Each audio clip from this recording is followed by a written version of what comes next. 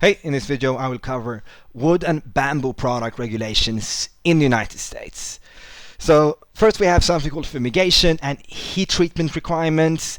Then I'm going to look into wooden handicrafts, furniture, bamboo products, and also packaging materials, and a few other regulations that apply to wooden products. So let's just jump into it. So number one, when it comes to wooden products, to avoid insects and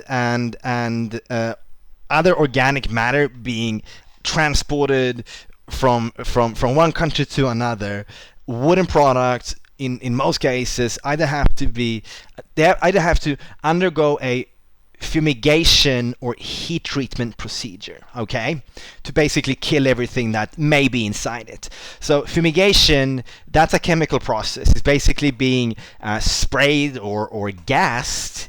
It's pesticides really, and this applies to solid wood pieces and also timber, okay, and this can be done in the port of destination or the port of loading, okay.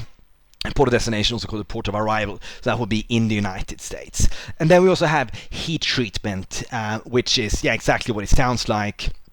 It's basically drying the wood using microwaves, for example, and this is done in the factory, which applies to plywood, hardboard, and other man-made layered boards. So it really depends on the type of product that you're importing. But these are the two options. And in the States, it all comes down to APHIS, and I'm gonna show you a link to the website soon. But the procedure is as following: the supplier that you're buying from, they need to comply with certain facility requirements, which comes down to heat treatment, both the equipment and also the procedures.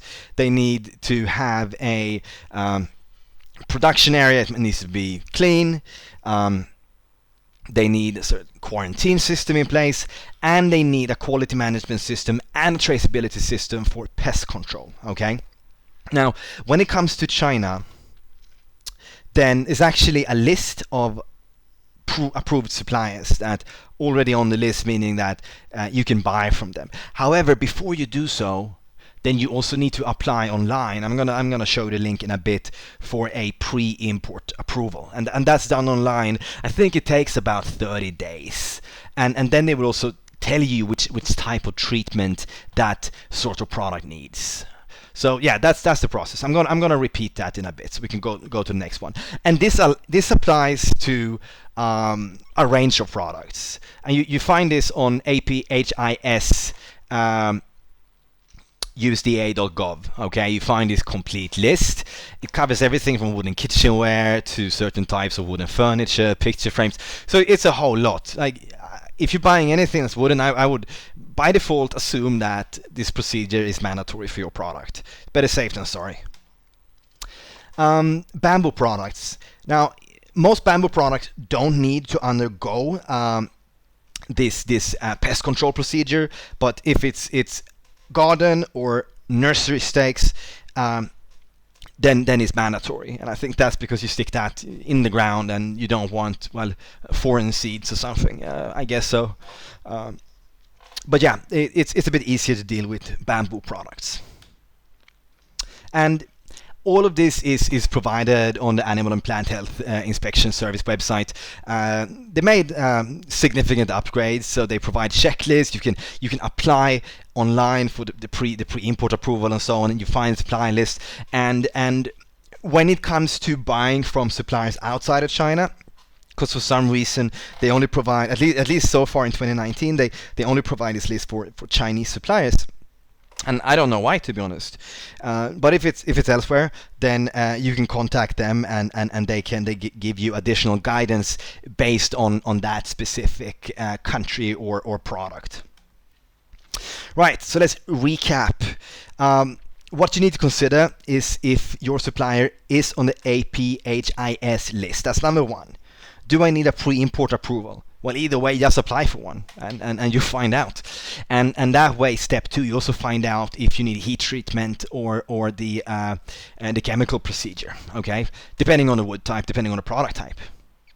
Another thing that I don't really cover in the video, but you find that on article, the guide on compliancegate.com is if the wood species is endangered or restricted, because then you need to fill out additional forms, okay?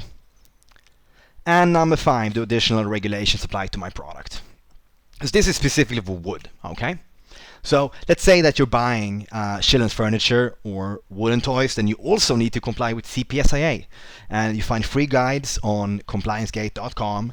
If it's, say, a wooden or bamboo food contact material, well, you may have some sort of coating, meaning that you also need to comply with the FDA regulations concerning food contact materials, which also covers coatings, or paint for that matter.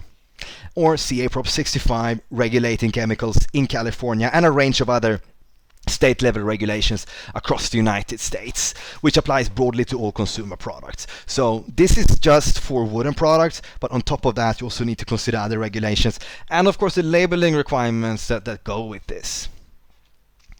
And for wooden packaging materials, there's something called ISPM 15, but that's a different story, and you can also find more information about that on the website.